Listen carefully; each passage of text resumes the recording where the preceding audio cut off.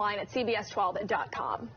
Also this morning, we are learning part of the new state budget that went into effect at the start of this month axed almost $1 million that usually goes towards the largest hunger relief organization on the Treasure Coast.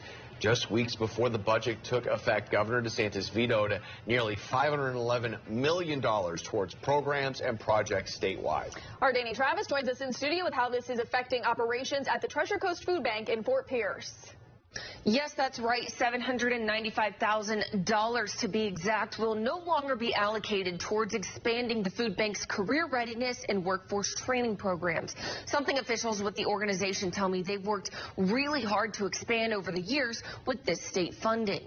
Now, without these funds, applicants will have to wait a bit longer to be trained and certified, and not as many students will be able to be trained at a time as originally planned. The food bank's chief strategy officer, Krista Garafola, tells me last year more than 120 students went through training programs related to hospitality, culinary arts, and supply chain.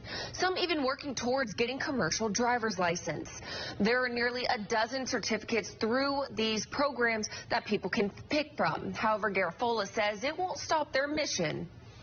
We were very disappointed. Our job programs are very successful. All of our students that have graduated have been sought after employees by a lot of employers around here. We've heard nothing but praise for the training and the skills that they leave our program with. And they're star performers when they get hired by these companies. And we actually have employers that are, waiting on us to graduate more students so that they can put them into their workforce.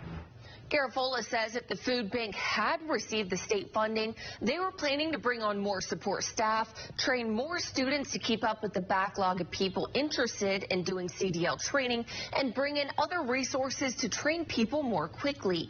They also wanted to expand their culinary program to include different type of trainings like food truck operations, food business entrepreneurship, and food safety training for restaurants. So now they'll have to wait to see if those expansions will even be possible. Garafola hopes the community will step up and support the food bank's career readiness and workforce training programs by donating money. We have all of the information you need to make that happen if you visit our homepage, CBS12.com.